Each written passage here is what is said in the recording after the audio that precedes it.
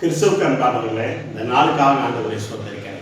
லூக்கா 1ஆம் அதிகாரம் 28ஆம் வசனத்திலிருந்து நீங்கள் வாசித்தீங்கனால் வேத வசனம் சொல்லப்படுகிறது.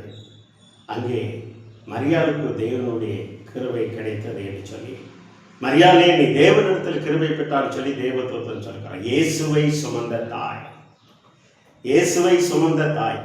தேவ பிள்ளைங்க, எத்தனை பேர் இயேசுவை சுமக்கிறீங்க? இயேசு என்னை சுமந்து கொண்டாரு, அவருங்களை சுமந்து கொண்டாரு. ஆனால் இயேசுவை எத்தனை பேர் சுமக்கிறீங்க? எத்தனை பேர் அவருடைய வார்த்தை சுமக்கிறீங்க? தேவ பிள்ளைங்க, இயேசுவை சுமக்க வேண்டுங்கிற எண்ணம் இருந்ததுன்னா பரிசுத்த ஆவியான உண்மையில் நிழலிடுவார். இந்த அம்மாவுக்கு அந்த கிருபை கிடைத்தது. இயேசுவின் தாய் என்கிற கிருபை கிடைத்தது. இயேசுங்கிற கன்னி வயோரத்தில் இயேசுவை சுமந்த தாய்கிற அந்த கிருபை பெற்றவர்கள். அந்த தாய், அந்த பரிசுத்தமுள்ள தாய், தேவ பரிசுத்தமாக வாழ்ந்த தாய், இயேசு சமூகத்தில் இயேசுவை சுமந்த தாய். அதனால தான் உலகத்தில் எத்தனை பெண்களுக்கு கிடைக்காத கிருபை இந்த அம்மாவுக்கு மரியாளுக்கு கிடைத்திருக்கிறது. தேவ பிள்ளை, உனக்கு கிருபை கிடைக்கணுமே. அப்ப நீ என்ன வரணும்? இந்த மரியாதை போல பரிசுத்தமாக நீ வாழ்ந்தாய். ஆனால் இயேசு உன்னிடத்துல வருவா. பரிசுத்தாய் மூலமாக உன்னிடத்துல வருவா. உன் மூலமாக தேவனுடைய வார்த்தை வெளிப்படும். இந்த மரியாள் இயேசுவை சுமந்த தாய். நானும் இயேசுவை சுமக்க வேண்டும் சொல்லி எத்தனை தாய்மார் தேவ சமூகத்தில் ஒப்புக் கொடுக்கிறீர்களோ அந்த அளவுக்கு அந்த பாருங்க, தேவதூதன் சொன்ன உடனே இந்த அம்மாவுக்கு அருமையான ஒரு பயம் வருகிறது.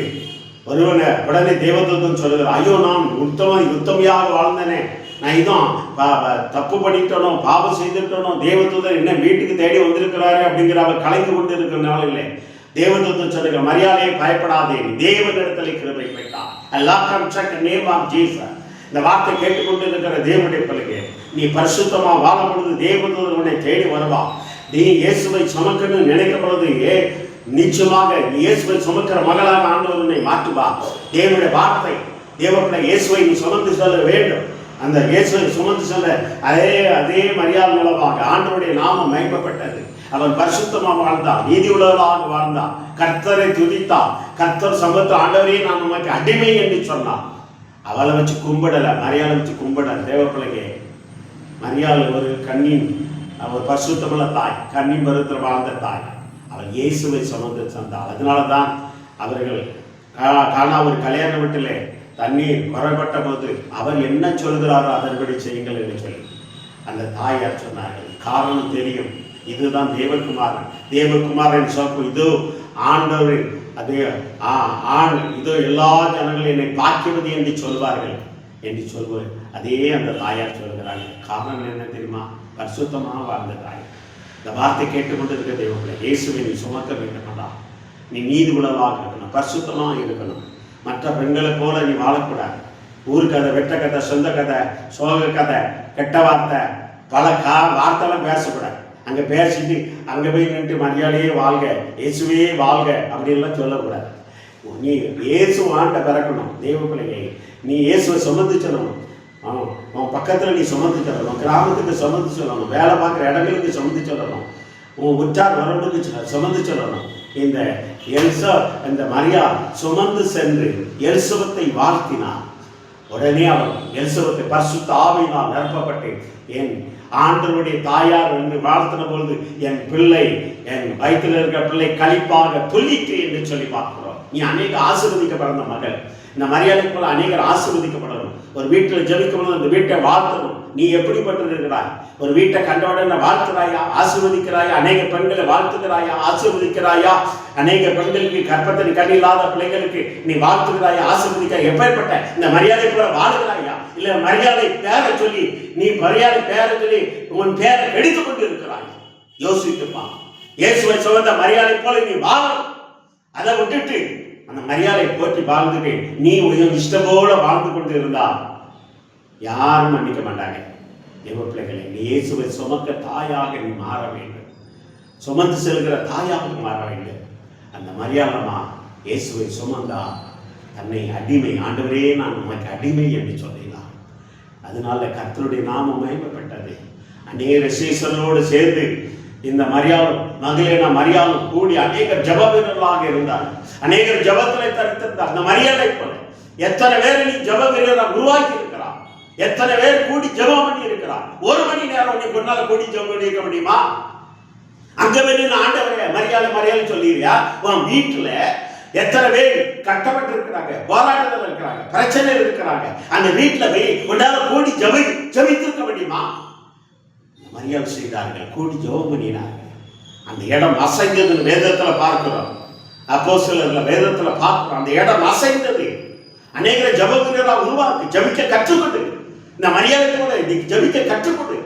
ஆண்டவர்கிட்ட எப்படி ஜெபிக்கணும்னு கற்றுக்கொடு. நீ அதுதான் ஆண்டவரை சுமக்கிற காரியம்.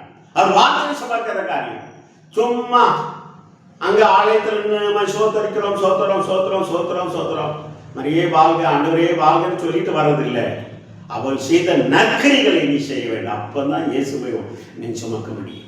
இந்த மரியாதை செய்தாங்க, நற்கரிகள் செய்தாங்க.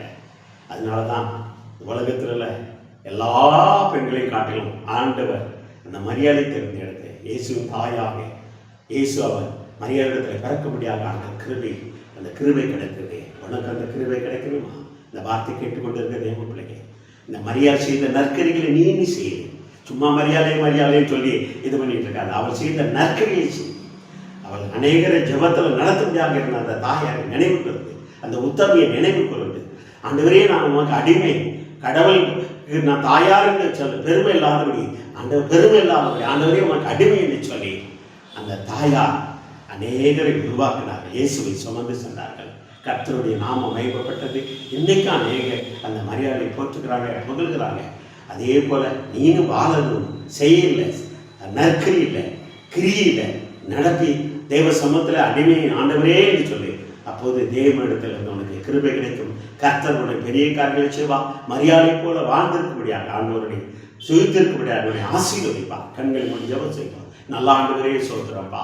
இந்த மாதிரி இயேசுவை சுமந்ததா ஆண்டவரே உம்முடைய அவளுக்கு அதனால அந்த தாயாருக்கு உம்முடைய சமூகத்தில் கிருபை கிடைத்தது. ஆண்டவரே உனக்கு அடிமை என்று சொன்னார்கள். அப்பா ஆண்டவரே நற்கரியை செய்தார்கள். அநேகர் ஜெபத்தில் வழி நடத்துகிறார்கள். அதே போல நாங்கள் அந்த மரியாதை போல வாழத்தக்க ஒரு பெண்மணியாக வாழத்தக்க கிருபை செய்ய முடியாது. இந்த வார்த்தை கேட்டுக்கொண்டு இருக்கிற ஒவ்வொரு மேலும் வல்லமை இறங்க வெட்டிக்கதை தெருக்கதை போல பேசாதபடி, அப்பா தாப்படி பேருக்கு நாங்கள் மரியாதைன்னு சொல்லாதபடி அந்த மரியாதை செய்த நற்கரைகள் செய்யத்தக்க நீ இயேசுவை சுமந்திரத்துக்கு அது செலுத்தக்க நீ கிருபை பாராட்ட முடியாது சொல்லிக்க ஆசீர்வதிங்க. பெரிய காரியம் இயேசுவின் நாமத்தாலே ஆசீர்வதித்து ஜெயமெடுக்கிறோம். நல்ல தந்தையே, ஆமென் ஆமென் ஆமென். God bless you. இந்த மரியாதை போல நற்கிரி செய்யுங்கள், உத்தமையாக வாழுங்கள், நீதியாக வாழுங்கள், ஆண்டவரை சுமந்து செல்லுங்கள். கர்த்தருடைய வார்த்தை உங்களை உங்கள் குடும்பங்களை நேரத்தில் தேவதூதன் உங்களை தேடி மூலமாக நீ தேவனிடத்தில் கிருபை பெற்றாலும் சொல்லி தேவதூதன் உங்களை தேடி வருவார். ஆசீர்வதிப்பார். God bless you.